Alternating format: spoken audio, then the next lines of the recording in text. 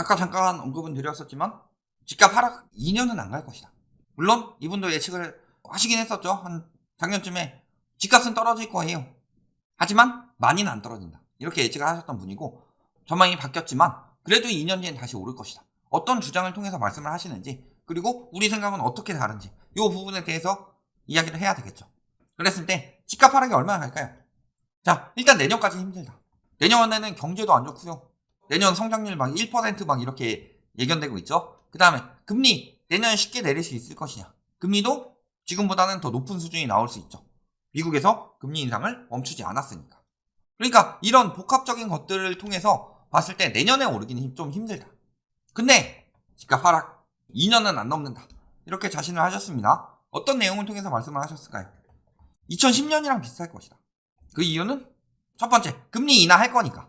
그래서 연준이랑 하느니 인플레이션이 심각한데 요 인플레이션 잡을 능력이 있는 기관들이다. 믿는다. 그러니까 인플레이션이 잡히면 부동산이 다시 오를 것이다. 이런 이야기를 하는 거죠. 또 두 번째, 소득이 상승할 것이다. 그래서 소득은 계속 상승하니까 소득이 상승하면서 수요가 늘어날 것이고 그러면 어느 정도 떨어지다가 사람들이 적정 가격이라고 생각하면서 하나, 둘씩 사다 보면 떨어지는 게 멈출 것이다. 잠깐 이야기를 하자면 2008년 글로벌 금융위기 때 서울 거래량이 1000건대까지 떨어져요. 근데 거래량이 슬금슬금 적정 가격이라고 생각하면서 슬금슬금 늘어나도 2009년에 잠깐 하이먼 미스키처럼 잠깐 뜨긴 하지만 그 이후에 지속적인 침체는 계속 이어졌다. 이 부분은 생각을 하셔야 되겠죠. 세 번째, 월세가 올라간다. 대부분 막 이야기를 하죠. 월세가 계속 올라가서 월세가 집값을 올릴 것이다. 요거는 남 이런 사람들을 비롯해서 상승론자들이 대부분 이야기하는 내용이었죠. 똑같은 이야기를 하고 있어요. 뭐라고? 월세가 올라가니까 이게 부담이 커진대요. 월세 대란이니까. 그래서 집을 샀을 때의 부담이랑 월세를 내는 것에 대해서 나오는 부담이랑 봤을 때 감당할 수 있을 만큼 예를 들어서 월세 100만 원 내는데 집을 사면 500만 원을 내요. 그러면 집을 사는 게 굉장히 부담이 크죠. 근데 월세가 200까지 올랐는데 집 살 때는 부담이 한 300밖에 안 돼요. 그러면 이 정도면 도전해 볼 만하다. 이런 느낌으로 집을 산다는 말씀이신 것 같아요. 그래서 월세가 올라가면서 적절한 부담이면 집을 살 것이다. 이렇게 세 가지를 말씀을 하시는데 자, 먼저 2008년이랑 비교해 볼게요. 지금 현재 금리 요거는 저희가 이야기한 게 아니라 이 K 교수님이 직접 말씀하신 겁니다. 그때보다 금리가 낮다. 그리고 지금은 인플레이션이 높다. 그래서 당시에는 금리 인하로 대응이 가능했지만 지금은 금리 인하가 불가하다. 그리고 그때 글로벌 금융위기가 터졌을 때는 중국이 수요 역할을 해주면서 완화가 되었는데 지금은 중국도 상황이 좋지 않기 때문에 경제 위기가 쉽게 해결되지 않는다. 그런데 이때는 장기적으로 떨어졌는데 이때는 2년 넘지 않는다. 이 이야기를 하시는 것 자체가 나는 거죠. 그래서 지금이 더 위험하다고 이야기를 하는데 그래서 한번 생각을 해봅시다. 자, 첫 번째, 금리 이야기는 하도 많이 했으니까 소득이 늘면서 집을 살 것이다 라고 하는데 지금 보시면요, 서울 PIR이에요. 이때 2019년에 한번 통계를 개편을 합니다. 그래서 PIR이 이만큼 올라갔는데 KB에서 통계 지표를 개편하면서 일부러 낮췄어요. 집값이 안 비싼 것처럼. 그럼에도 불구하고 이렇게 치솟았죠. 그렇다면 이 통계대로 갔으면 거의 한 1 정도 거의 더 높았다. 19에서 20 정도 됐다. 지금 이때 통계로 따지면 그런 느낌으로 보시면 돼요. 그랬을 때 소득이 늘면서 집값이 상승한다고 말하기에는 소득보다 집값이 너무 빨리 올랐죠. 그러면은 적어도 소득이 늘면서 집값이 상승하는 경우에는 집값은 올라가더라도 PIR은 어느 정도 유지가 돼야 되는데 여기 한 요즘에 2018년 수준까지 떨어진다고 하셨으니까 여기 정도에서 유지가 될 것이다. 이렇게 말씀을 하시는 거죠. 이게 조금 의문이 간다. 전국 역시도 마찬가지고 전국 또 이제 요거를 이제 소득 이야기를 하시니까 이렇게 된 건데 전국도 이때에 맞춰서 갈 것이다. 전국은 조금 안정되어 있긴 하죠. 그런데 전국은 너무 전국적인 거고 지방별로 특색이 좀 다르죠. 그 다음에 월세에 대한 이야기를 하셨어요. 월세가 올라가서 부담이 커진다. 대부분의 부동산 상승론자 혹은 떨어져도 얼마 안 떨어져요 말하는 사람들, 부동산 투자를 유도하는 사람들, 이런 사람들을 보면은 항상 금리 올라가서 월세 대란 난다고 그래요. 근데 저희는 포지션이 반대였죠. 그래서 예전에 저희가 무슨 이야기를 했냐, 7월에 이야기를 했죠. 자, 전세가 상승폭, 금리 인하하면서 금리는 전세에 영향을 많이 주는데 전세가 상승하니까 월세가 상승폭도 커졌다. 그런데 전세 상승폭이 떨어지니까 월세 상승폭도 같이 떨어지고 있다. 즉 월세 대란이 아니다. 전세가 떨어지면은 월세가 전세 따라가지 월세가 올라가고 있다고 해서 전세가 월세 따라 다시 올라가는 그 말은 거짓이다. 그 다음에 8월에 이런 이야기 했어요. 왜 자꾸 이야기를 하느냐 했을 때 임대차 3법을 폐지하기 위해서 월세 대란 이야기를 하는 이유는 월세 대란 때문에 임대인들은 자동말소 폐지하고 임대차 3법 폐지하고 이런 것들을 반대하고 있는데 임차인들은 강화하고 보완해야 된다. 이런 이야기를 하고 있다고 말씀을 드렸었죠. 그 다음에 월세가 올라가는 이유는 반전세, 즉 전세에서 반전세로 이동하는 사람들이 생겨났어요. 근데 월세 지수를 그냥 월세 가격으로만 생각하면 이상하죠. 예를 들어서 10억에 10만원 사는 사람이요 100에 20만원으로 살아요. 갑자기. 그러면 월세 가격은 떨어진 거죠. 근데 요 가격만 가지고 따졌을 때는 오른 거죠. 그러니까 지수를 이런 식으로 허술하게 하지 않는다. 그래서 환산보증금이라는 그 계산 방법이 있죠. 근데 전세 살던 사람이요 일반적으로 월세 살던 사람들보다는 더 좋은 집, 큰 집, 비싼 집에 많이 산다. 그랬을 때 이 사람이 전세에서 반전세로 가면서 통계가 전세에서 월세 통계로 바뀌어버린 거예요. 이게 월세 대란의 답이다. 이 부분에 대해서 말씀을 드렸죠. 그리고 지금 상황 어때요? 결국엔 매매 전세 떨어지니까 월세 상승폭도 둔화된다. 얼마나? 3개월째. 3개월 연속 하락세다. 근데 3개월째 저 부분에 대해서 보도 안 하고 월세 대란이다 하다가 한 3개월쯤 지속이 되니까 인제 이야기가 나온 거죠. 저희는 계속 저 부분에 대해서 이야기를 했다. 전세가가 꺾였다. 월세가도 뭐 일시적으로 그런 현상으로 나타나서 지수상으로 올라가는 건 있을 수 있지만 월세 지수도 똑같이 떨어질 수 있다. 월세 부담이 너무 커져서 차라리 집을 산다. 그러기에는 지금 집을 사는 부담은 엄청나게 커지고 있고 월세 부담은 점점 더 줄어들고 있다. 요게 답이죠. 왜? 잘 생각해보세요. 뭐 자꾸 뭐 금리 때문에 뭐 집주인이 더 받을 것이니 뭐 이런 심리적인 요인으로 집주인만 가지고 이야기를 하지 말고 원론적으로 따져봅시다. 월세 뭐예요? 집 사용료죠. 쉽게 이야기를 해서. 근데 내가 10억짜리 집을 살 때요. 집 사용료를 100만 원을 냈어요. 근데 집값이 8억으로 떨어져요. 근데 8억짜리 집을 사용하는데 내가 내는 돈 150만 원을 내라?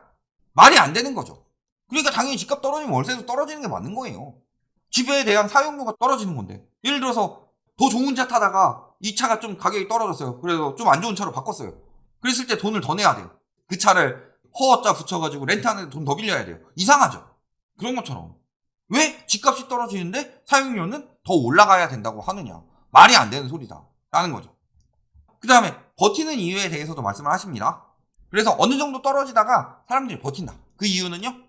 자기 돈 2억, 주담대 4억, 그리고 기타 2억 또 대출을 받아서 뭐 신용대출이나 이런 거 받았을 때 20%가 떨어졌다. 그러면 어떻게 된 거예요?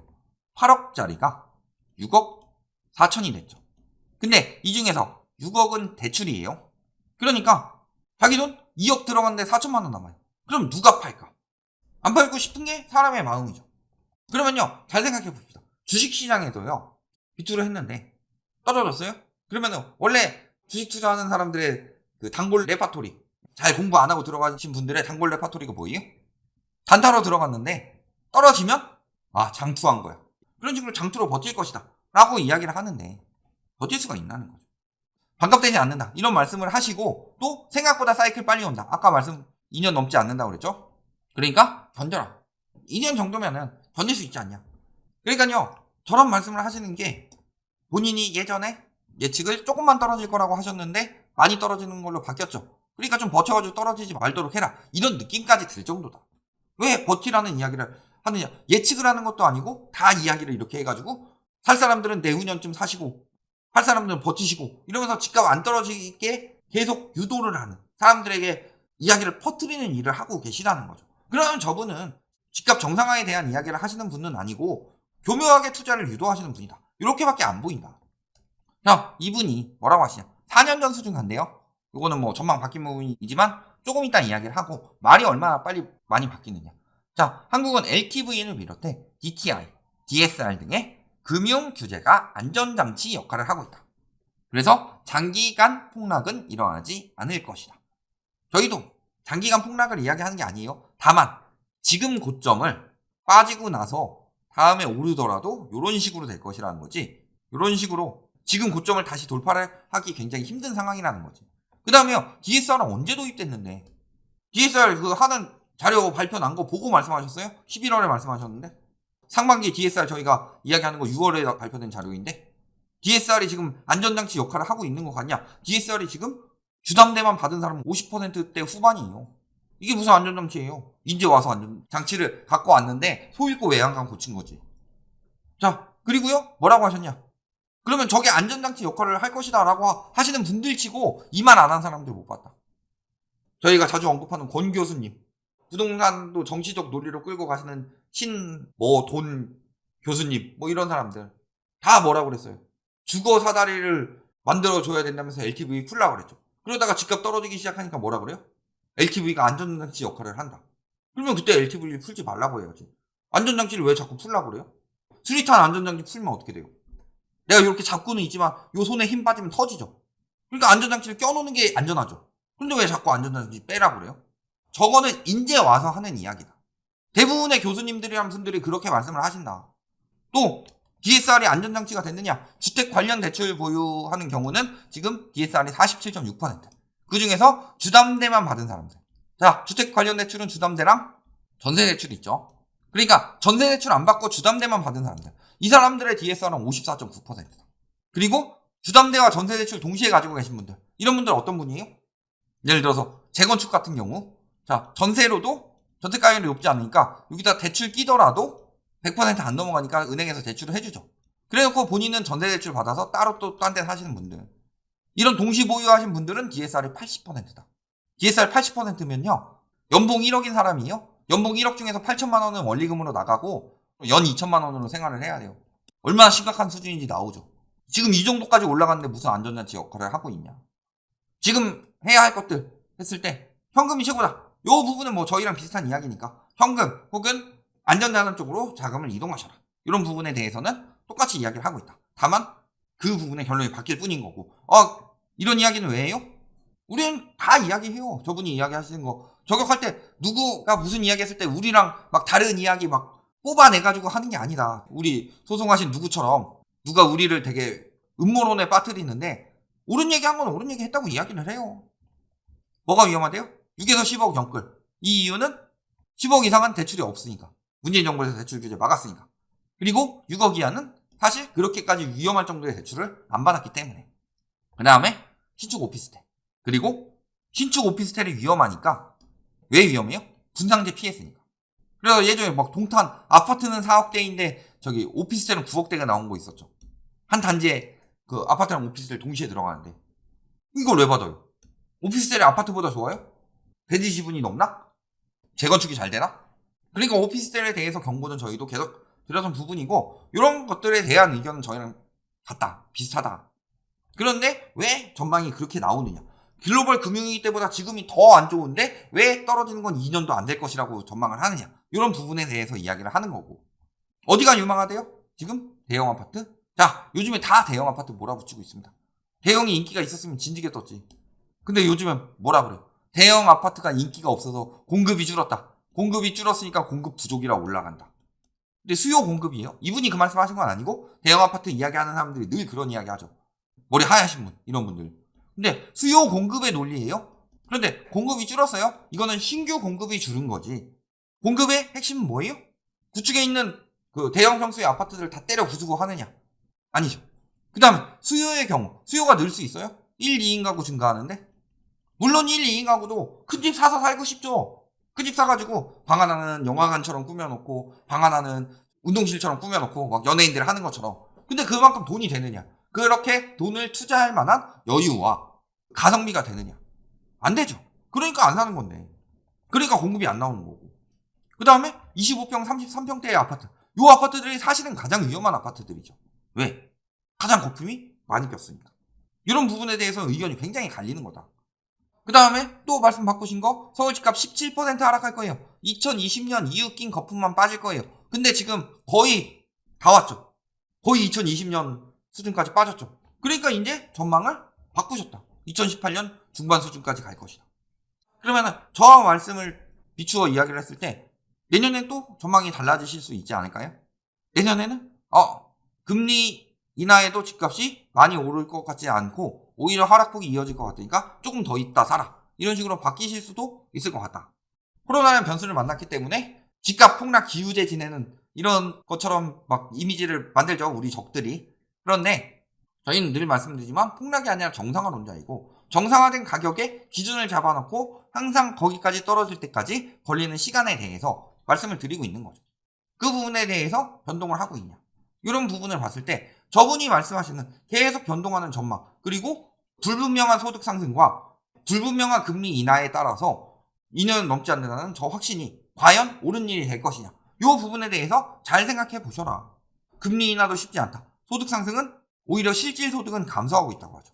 그 다음에 치고 올려준다는 월세 상승폭도 줄어들고 있다고 합니다. 얘기한 것들이 다 빗나가고 있어요. 그러면 내년엔 또 무슨 말씀을 하실 것이냐, 이런 부분 잘 생각해 보셨을 때 내후년에 그러니까 내후년에 집 사야지 하고 무리하게 저 말만 믿고 도전하는 사람들, 그 다음에 곧 오를 테니까 버텨야지 하다가 손해를 크게 보실 수 있는 영끌족들, 이런 분들은 굉장히 조심하셔야 되고, 그래서 여러 의견들 다 들어보시고 가장 옳은 이야기를 하는 대로 판단을 하셔라. 여기까지 말씀드리겠습니다.